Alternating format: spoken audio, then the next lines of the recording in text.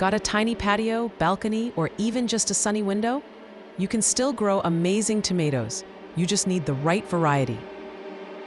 When space is tight, go with compact, determinate varieties. They grow to a set size, don't sprawl like crazy, and produce fruit fast.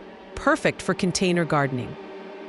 Here are my top 3 picks for small space growers. Tiny Tim grows just 12 to 18 inches tall, perfect for window boxes or small pots. Bush Burly Girl, early harvest, minimal maintenance, and super flavorful. Balcony Red, literally bred for container life.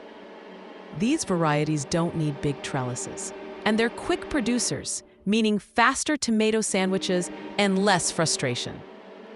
Bonus tip: look for words like bush, dwarf, or compact on the seed label.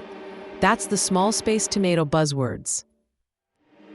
I've linked my favorite small space tomato seeds and container kits in my bio. Just click the logo, then click on the Linktree shop link on the next page.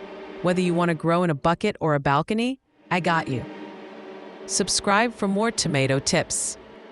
Hit that subscribe button for more small space gardening wins. Your tomato jungle starts right here.